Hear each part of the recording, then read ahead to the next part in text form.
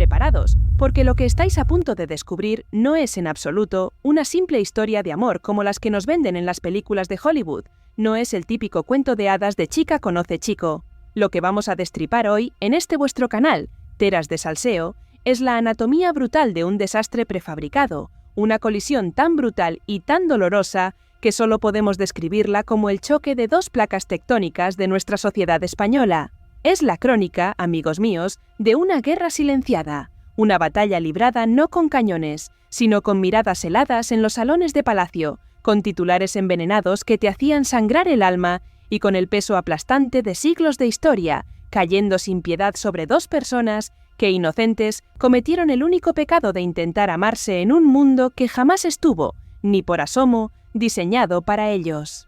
Imaginad por un segundo que tenéis absolutamente todo el dinero del mundo, todos los títulos nobiliarios que la historia de este país os pudiera otorgar, pero, al mismo tiempo, no tenéis la más mínima libertad para elegir a quién amar. Imaginad que vuestra vida entera es un escaparate de cristal, vigilado con lupa por millones de ojos hambrientos que esperan, ansiosos, vuestro primer error, vuestra primera lágrima derramada, vuestra primera caída en público. Esta es, os lo juro, la historia que unió y, trágicamente, separó a Gonzalo Miró y a Eugenia Martínez de Irujo, un relato que desnuda, sin pudor, las miserias más profundas de la alta sociedad, la hipocresía rancia de la aristocracia y la voracidad de una prensa que, a mediados de la primera década del siglo XXI, se convirtió en una auténtica bestia insaciable.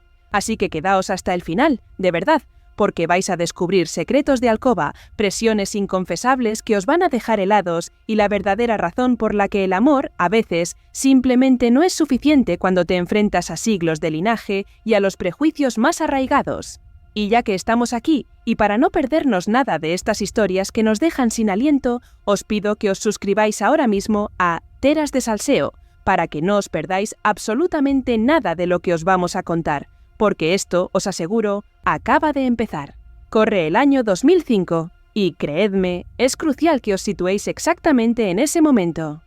España, la España que creía ser moderna y cosmopolita, vivía una mentira dorada, una burbuja de optimismo económico y real, donde parecía que el dinero nunca se iba a acabar, y donde la fiesta era, sencillamente, eterna e inacabable. Pero bajo esa superficie de luces de neón y ladrillo de la construcción, algo mucho más oscuro y perverso se movía en los kioscos de todo el país y en los platós de televisión que reventaban las audiencias. La prensa rosa, esa que antaño solía ser amable, educada y cortesana con la nobleza, había mutado, se había transformado, os lo digo de verdad, en un animal agresivo, televisado y omnipresente que no dejaba títere con cabeza. Ya no bastaba con enseñar el vestido de la novia o la finca donde veraneaba la duquesa. Ahora, mis queridos amigos, había que destripar al personaje, buscar la herida más profunda, meter el dedo en la llaga y hacer que sangrara en directo para el deleite sádico de una audiencia voraz. En medio de este ecosistema de depredadores mediáticos se encontraba ella, Eugenia Martínez de Irujo. Pero no la miréis, por favor, solo como la duquesa de Montoro, como nos la vendían. Miradla como lo que realmente era en ese instante. Una mujer profundamente herida, expuesta sin piedad y terriblemente vulnerable. Eugenia no era de ninguna manera una famosa más en el carrusel de la telebasura. Era la niña mimada, la pequeña caprichosa de la aristocracia española, la hija más joven de la mujer con más títulos nobiliarios de todo el planeta, la inmensa Cayetana Fitz-James Stuart. Imaginad, solo por un segundo, el peso que significaba llevar ese apellido. Imaginad, de verdad, lo que era caminar por la vida sabiendo que cada paso que dabas, cada respiración, estaba siendo medido, analizado y juzgado por la historia inmensa de tus antepasados, por siglos de polvo y de glorias pasadas. Pero Eugenia, os lo juro, cargaba con algo mucho más pesado que los propios títulos nobiliarios. Cargaba con una herencia emocional complejísima y dolorosa que la había marcado a fuego. Había vivido la separación de sus padres en una época donde eso, amigos míos, era un escándalo social de proporciones bíblicas. Había sufrido la muerte temprana de su padre, el queridísimo Luis Martínez de Irujo, sintiendo ese vacío irreemplazable que solo deja la figura paterna. Y sobre todo, Eugenia venía, no nos olvidemos, de un fracaso matrimonial estrepitoso. Había intentado construir su propia identidad, su propio cuento de hadas particular a través de un matrimonio con Francisco Rivera. Aquello, os acordaréis, parecía la unión perfecta, el sueño húmedo de la España cañí, la hija de la duquesa y el torero guapo. Arte y nobleza, sangre y arena. Pero el sueño se rompió, se hizo añicos sin remedio, y el matrimonio fracasó, dejando a Eugenia en una posición de vulnerabilidad pública, os lo digo, extrema. Ya no era la joven promesa de la aristocracia, era la duquesa triste, la madre coraje que intentaba recomponer los pedazos rotos de su corazón, mientras los flashes implacables de las cámaras la cegaban cada vez que se atrevía a salir de su casa. Era simplemente una mujer buscando desesperadamente su lugar en un mundo que la consumía. Y entonces, en el momento más inesperado, en la burbuja de esa vida rota, apareció él, Gonzalo Miró. Si Eugenia era el símbolo viviente de la tradición, de los palacios cerrados y de los protocolos inquebrantables, Gonzalo, os lo aseguro, era el aire fresco que entra, con una violencia liberadora, cuando rompes una ventana para que corra el aire. Su perfil no podía ser más discordante, más opuesto, más provocador para los salones rancios y polvorientos del Palacio de Liria. Gonzalo no tenía un escudo de armas colgando en la puerta de su casa, ni títulos que lo precedieran, pero tenía una historia que pesaba tanto o más que la de cualquier noble de viejo cuño. Era el hijo, y esto es clave, de la icónica Pilar Miró, esa directora de cine de hierro, figura central del socialismo cultural de los años 80. Gonzalo era un hijo, os lo digo, del régimen democrático, un niño que había crecido corriendo por los pasillos de Televisión Española y que se había sentado sin complejos en las rodillas del mismísimo Felipe González. Imaginad por un momento crecer teniendo como tutor moral, tras la trágica y prematura muerte de tu madre, al presidente del gobierno de tu país. Gonzalo era, no nos engañemos, guapo, sí, articulado, moderno, y con una descarada juventud que lo hacía magnético. Pero a los ojos de la vieja guardia, a los ojos de esa aristocracia endogámica que miraba por encima del hombro a cualquiera que no fuera de su estirpe, Gonzalo carecía de dos cosas fundamentales para ser considerado digno. No tenía un oficio definido, y lo más imperdonable de todo, no tenía un apellido con pedigrí histórico, no tenía un D en su nombre. El encuentro entre estas dos almas perdidas, cada una con su propio equipaje de soledad y fama, se produjo en ese circuito cerrado y exclusivo de la noche madrileña, un lugar donde la alta sociedad se mezclaba, sin saberlo, con la farándula, donde los límites se desdibujaban entre copas de champán y música a todo volumen. Al principio, os lo digo de verdad, nadie daba un duro por ellos. Lo que comenzó como una amistad teñida de complicidad, pronto derivó en algo mucho más profundo, mucho más peligroso para el establishment que lo rodeaba. Pensadlo bien, ambos eran, en cierto modo, huérfanos emocionales. Ambos conocían el precio amargo, el coste real de la fama desde la cuna, desde su más tierna infancia. Ambos sabían lo que era que la gente se te acercara solo por quién eras y no por cómo eras. Esa soledad compartida, esa complicidad forjada en la exposición pública, fue, sin duda, el pegamento que los unió. La atracción entre ellos era evidente, casi eléctrica, palpable a kilómetros de distancia. Para Eugenia, Gonzalo representaba, os lo aseguro, la frescura absoluta. Era la desconexión total de ese mundo rancio, polvoriento y protocolario en el que había crecido. Gonzalo era, sencillamente, la posibilidad de reírse a carcajadas sin preocuparse un ápice por la rigidez de la etiqueta o el qué dirán. Él le ofrecía planes improvisados, cine clandestino, cenas en lugares canallas de Madrid donde no había que hacer reverencias ni besar anillos a nadie. Le ofrecía, de verdad, una conversación que se alejaba kilómetros de las fincas, de las cosechas y de las cacerías aburridísimas. Le ofrecía, en definitiva, vida real, autenticidad. Y para Gonzalo... para Gonzalo, Eugenia era, sin duda alguna, una mujer fascinante. Estaba envuelta en un aura de misterio y dulzura que lo atrapó sin remedio. Pero, seamos totalmente sinceros aquí, también representaba un desafío colosal.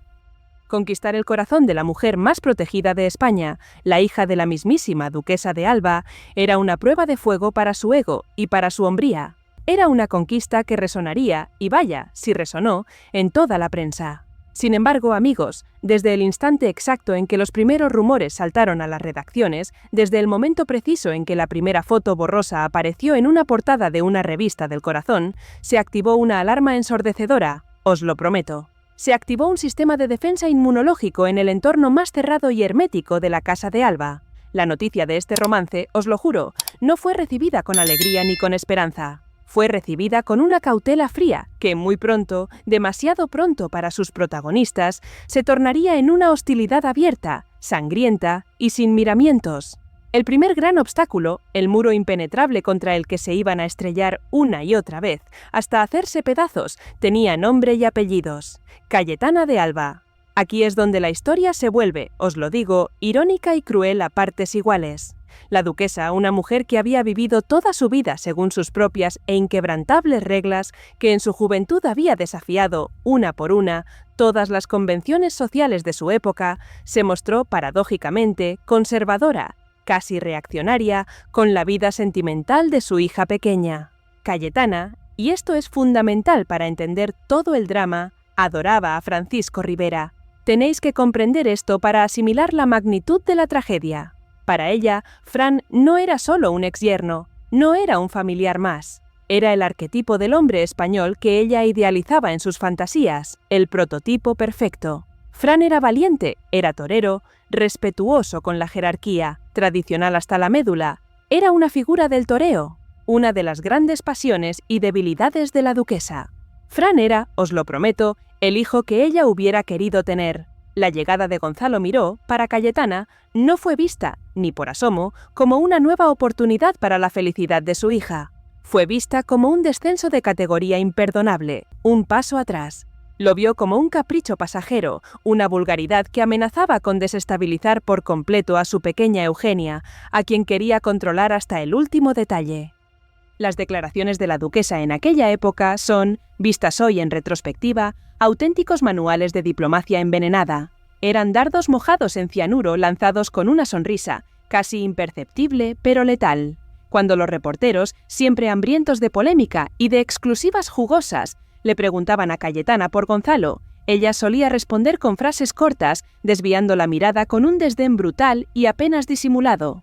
Utilizaba adjetivos como simpático, pero lo decía, os lo digo, con un tono que denotaba una condescendencia brutal, casi insultante. «Es un chico majo», decía ante los micrófonos, pero a continuación añadía un pero silencioso, una pausa dramática que resonaba mucho más fuerte que cualquier grito, que cualquier reproche en público. Ese silencio gritaba a los cuatro vientos: «No es uno de los nuestros, jamás lo será». En privado la cosa era muchísimo peor, os lo aseguro. Según se filtró incesantemente a través de amigos indiscretos y de empleados de la casa que escuchaban, con temor, detrás de las puertas, la opinión real de la duquesa era demoledora, sin paliativos. Se decía que Cayetana consideraba a Gonzalo un inmaduro total. Lo veía como un joven sin oficio ni beneficio, que vivía de las rentas de su madre muerta, y, lo más grave, de su cara bonita, de su descaro. Para ella era alguien que no estaba preparado, ni por asomo, para asumir la carga institucional y mediática brutal que implicaba estar con una Alba. Y aquí, amigos de Teras de Salseo, quiero detenerme un momento y lanzaros una pregunta directamente al alma, al corazón. Quiero que seáis honestos conmigo y me dejéis vuestra opinión en los comentarios, ahora mismo. ¿Creéis de verdad que una madre, por mucho poder que tenga, por muchos títulos que ostente, tiene derecho a boicotear la felicidad de su hija, solo porque el novio no tiene el apellido correcto, el linaje adecuado? ¿Es eso protección o es control puro y duro, llevado al extremo? Pensadlo y escribidlo abajo, porque lo que hizo Cayetana, os lo prometo, os va a dar muchísimo que pensar, os va a dejar helados. Esta desaprobación materna no era de ninguna manera un asunto trivial, no era simplemente que a tu suegra le cayeras mal en la cena de Navidad, algo que nos ha pasado a muchos. Eugenia tenía una relación de dependencia emocional muy fuerte, casi patológica, con su madre. La duquesa no era solo una madre, era una institución viviente, era la jefa suprema de la casa, la proveedora de todo el inmenso patrimonio familiar, la dueña de los palacios donde vivían y la brújula moral, la que marcaba el camino de toda la familia. Ir en contra de Cayetana era, os lo juro, ir en contra del sol, de lo establecido, de lo inamovible. Sentir que su elección de pareja disgustaba tan profundamente a su madre generaba en Eugenia una ansiedad corrosiva, un veneno que la consumía por dentro día tras día, sin tregua. La prensa, siempre hábil para detectar las grietas en el muro y oler la sangre, comenzó a explotar esta narrativa hasta la saciedad, sin piedad alguna. Los titulares, os lo digo, eran despiadados. Auténticos misiles contra la pareja. Cayetana no traga a Gonzalo. Se publicaban reportajes enteros analizando con lupa los gestos de la duquesa cuando coincidía con él, cada microexpresión, cada suspiro. Se cronometraban, de verdad, los segundos que tardaban en saludarse en público. Se destacaba, con malicia, la ausencia de Gonzalo en eventos familiares clave de los Alba, subrayando, con segundas intenciones, que no había sido invitado, que sobraba. Cada desplante de la duquesa era un titular a 5 columnas, una exclusiva. Cada gesto de incomodidad de Gonzalo, una confirmación de que sobraba, de que era un intruso. Se hablaba de tensiones insostenibles en el palacio de Liria, de discusiones a gritos entre madre e hija que se escuchaban por los pasillos. La prensa, os lo aseguro, dibujó un escenario bélico, un auténtico campo de batalla, donde Eugenia se veía obligada a elegir entre su amor por Gonzalo y su lealtad a su familia, una elección imposible que nadie, absolutamente nadie, debería tener que hacer jamás. Pero el drama, queridos amigos, no terminaba ahí. A las tensiones familiares se sumó el corrosivo, sucio e hipócrita debate sobre las abismales diferencias económicas y de clase, un tema tabú que se convirtió en el plato fuerte de la polémica. Aunque Gonzalo Miró no era pobre, ni mucho menos, era el heredero de una figura exitosa como su madre y tenía sus propios ingresos televisivos. Pero, comparado con la fortuna colosal, casi feudal, de la Casa de Alba, su patrimonio era insignificante. Era, os lo digo, calderilla, migajas. La prensa del corazón, en un ejercicio de clasismo apenas disimulado y vergonzoso, puso el foco, de manera obsesiva y cruel, en las finanzas de la pareja. Empezaron a hacer las cuentas en público, a sacar la calculadora en televisión, sin pudor. ¿Quién pagaba los viajes de lujo a Ibiza? ¿Quién costeaba las cenas en los restaurantes más exclusivos de Madrid, donde una botella de vino costaba más que el sueldo de un mes de un trabajador? ¿Podía Gonzalo, de verdad, seguir el ritmo de vida de una mujer acostumbrada a palacios, a servicio doméstico y a alta costura? Se instaló, amigos míos, la insidia, el rumor malintencionado de que Gonzalo era un mantenido, o, al menos, un beneficiario neto, un vividor, del estilo de vida estratosférico de Eugenia. Se le dibujó, os lo juro, como el chico listo, el trepa, que se había arrimado al árbol que más sombra daba, al que más frutos tenía para recoger. Esta narrativa era especialmente dolorosa para él. Recordad que Gonzalo es un hombre criado en el orgullo de la izquierda intelectual, un hombre que valoraba, por encima de todo, su independencia, que luchaba por labrarse una carrera propia como comunicador y comentarista deportivo. Sentir que se le trataba como a un accesorio decorativo, como a un bolso caro que Eugenia lucía del brazo, o, peor aún, como a un cazafortunas descarado, hería su masculinidad y su dignidad en lo más profundo. Los choques por diferencias de clase iban, os lo digo, mucho más allá del mero dinero. Eran choques culturales violentos, eran dos placas tectónicas rozándose hasta provocar terremotos, hasta hacer temblar los cimientos de su relación. El círculo de Eugenia estaba compuesto por la aristocracia andaluza y madrileña más rancia, esa gente que veraneaba en Sotogrande, que montaba a caballo como quien camina por su propia casa, que tenía apellidos compuestos interminables y que se movía por códigos de honor y de protocolo que venían, os lo juro, de la mismísima Edad Media. El círculo de Gonzalo era, en cambio, otro universo completamente distinto. Era el de la gauche divine, el cine, la televisión, el fútbol, la noche canalla de Madrid, la libertad. Cuando estos dos mundos, estos dos universos colisionaban, la fricción era palpable, se podían ver las chispas saltar en el aire. Se decía que en las reuniones con los amigos de Eugenia, Gonzalo se sentía como un marciano, se sentía totalmente fuera de lugar, juzgado con lupa, observado como una especie exótica en un zoológico. Sus bromas, cargadas de ironía moderna y de una acidez intelectual, no siempre aterrizaban bien entre los nobles de la corte, que no las entendían, que las rechazaban. Su informalidad al vestir, esa elegancia desenfadada que tanto nos gusta, era vista por los rancios como una falta de respeto imperdonable, un atentado al protocolo. Sus opiniones políticas, a menudo progresistas y de izquierdas, chocaban frontalmente con el conservadurismo natural e inquebrantable de la nobleza. Por el contrario, cuando Eugenia intentaba, con buena voluntad, integrarse en el mundo de Gonzalo, se encontraba con un ambiente quizás demasiado bohemio, demasiado desenfrenado, quizás demasiado libre para una mujer que, pese a su modernidad aparente, había sido educada con corsé en la rigidez del protocolo más estricto y asfixiante.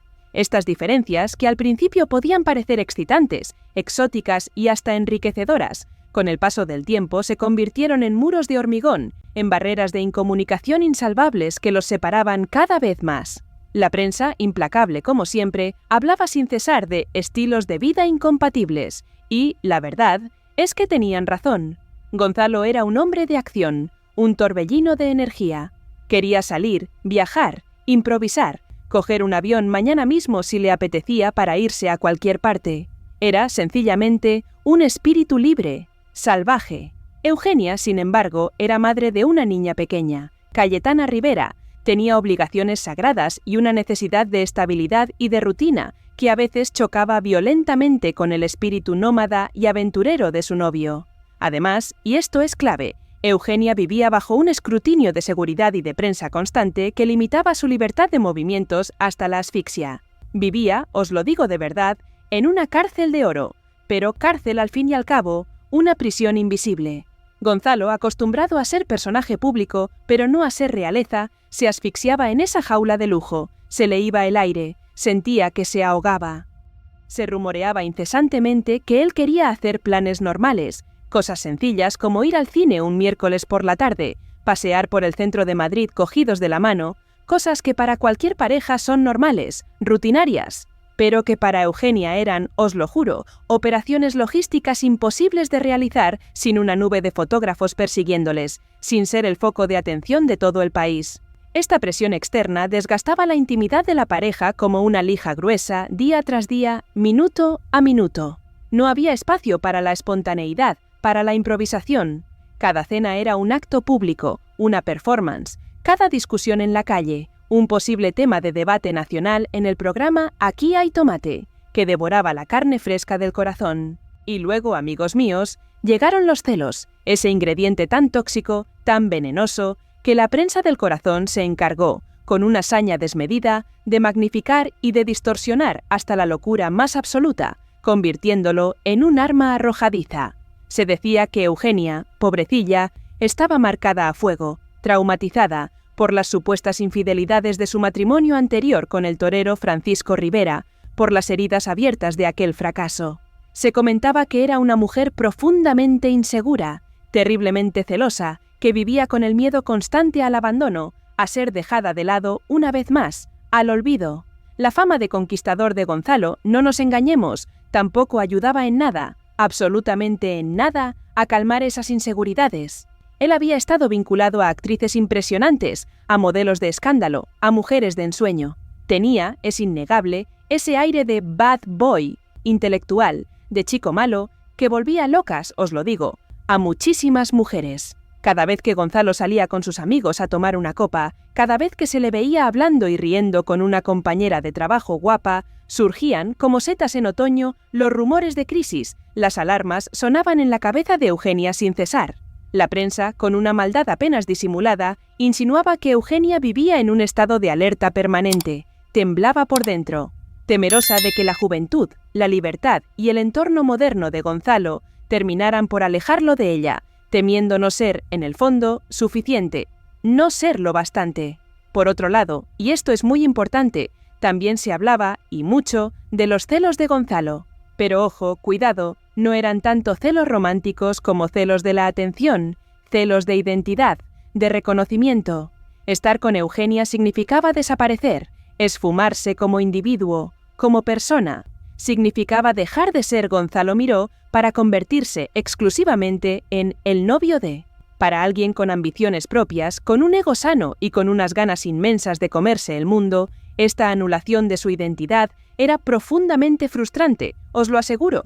Era como ser borrado del mapa de la noche a la mañana. Se comentaba en los mentideros del Cuore y en las redacciones que las discusiones internas eran frecuentes y, muchas veces, volcánicas, auténticas erupciones de ira y dolor.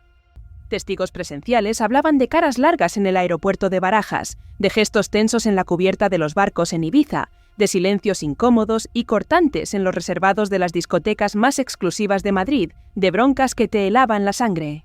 La relación, que en un principio debió ser un refugio contra el mundo hostil, se había convertido poco a poco en un campo de batalla, en un lugar hostil donde se libraban guerras de inseguridad, de ego y de orgullo herido todos los días, sin tregua.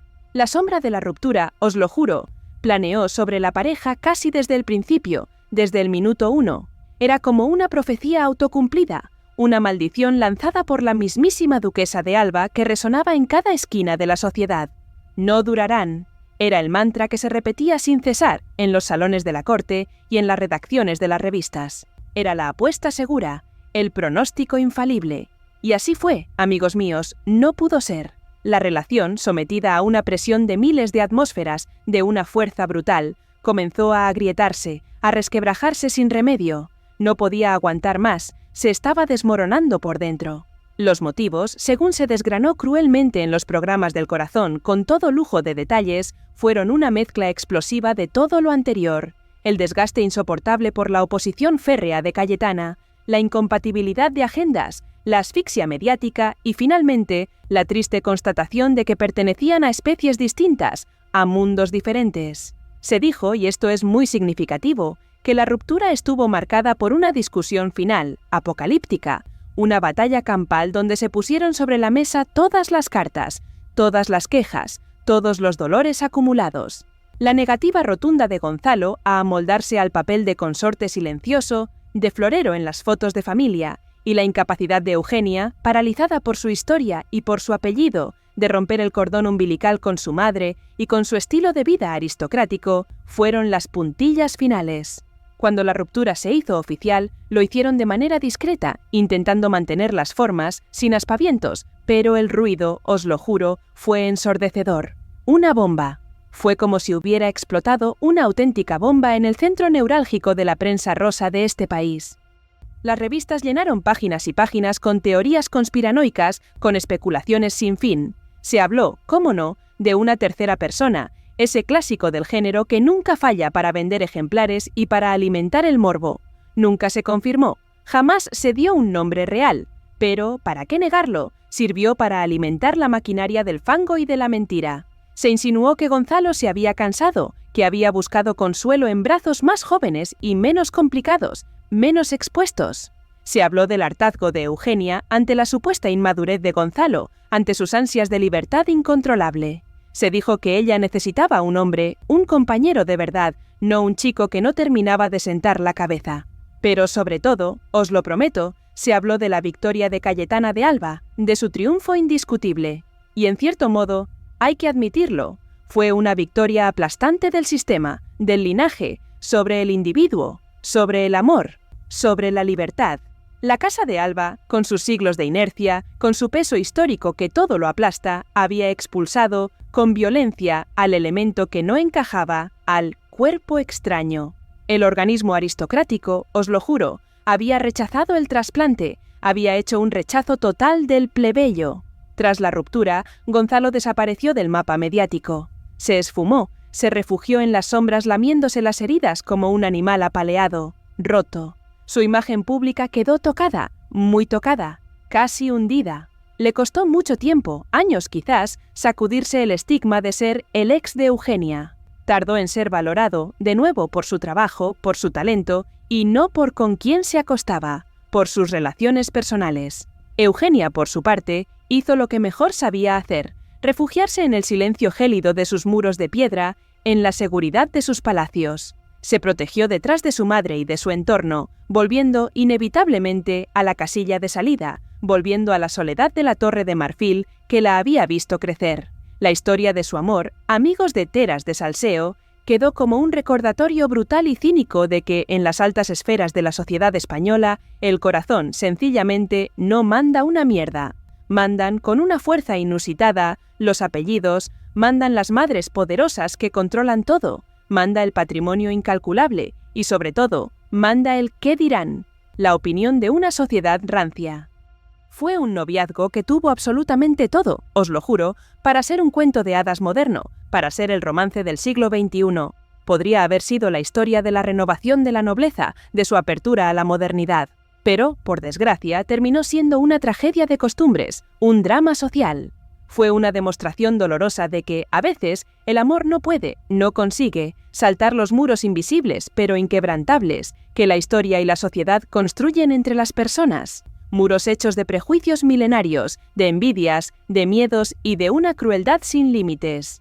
Los detalles más escabrosos de la ruptura, aquellos que se susurraban con miedo en los pasillos de las cadenas de televisión, pero que rara vez se atrevían a imprimir con claridad en las revistas, hablaban de algo mucho más oscuro que el mero desamor, mucho más terrible. Hablaban de ultimátums, de amenazas veladas. Se rumoreó con una fuerza inusitada que Cayetana de Alba, harta hasta la médula de la situación insostenible, llegó a poner sobre la mesa la amenaza definitiva, la más grave de todas. Se dijo que amenazó con desheredar, o al menos con cortar el grifo financiero de manera radical, si la relación llegaba a formalizarse en matrimonio sin su consentimiento expreso, sin su bendición. Aunque esto nunca se probó con documentos irrefutables y suena a melodrama decimonónico, a una escena de novela romántica de otra época, encaja a la perfección, os lo aseguro, con el carácter férreo y casi militar de la duquesa cuando se trataba de proteger el legado, el intocable patrimonio de la Casa de Alba. El patrimonio no se toca, el apellido no se mancha.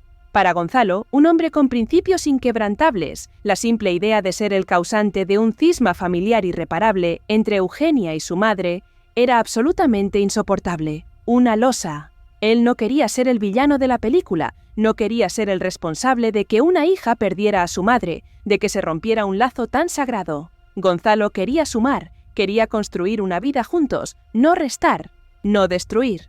Y al ver que su presencia, lejos de traer felicidad y paz, solo restaba tranquilidad a la vida de Eugenia y la sumía en un conflicto eterno, quizás el acto de amor final y más puro que tuvo fue, sencillamente, apartarse, desaparecer. O quizás, y seamos realistas hasta el final, fue simple supervivencia, porque nadie, por muy enamorado que esté, por mucho que quiera, puede aguantar indefinidamente ser el saco de boxeo, el blanco de todos los ataques, de una familia entera, de un país entero. Analizando más a fondo la dinámica de la prensa, es crucial entender cómo programas míticos y despiadados de aquella época, como Aquí hay tomate o Salsa rosa, construyeron una narrativa por capítulos como si fuera una telenovela turca que nos mantenía pegados a la pantalla. Estos programas, os lo digo, necesitaban sangre fresca cada semana, cada tarde necesitaban un conflicto, un grito, una lágrima. Si no había fotos de una pelea real, se las inventaban o buscaban a supuestos expertos en lenguaje no verbal para analizar una mirada y decir que se les ve distantes, que hay problemas. Si Gonzalo viajaba solo por trabajo, algo completamente normal en cualquier pareja del siglo XXI, los rótulos en pantalla gritaban, con letras rojas, crisis y separación física.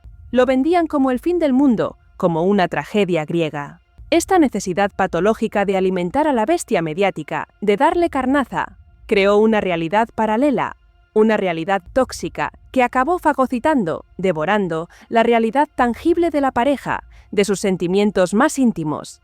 Imagínate levantarte por la mañana y leer sobre tus propias crisis antes de tenerlas, antes de vivirlas.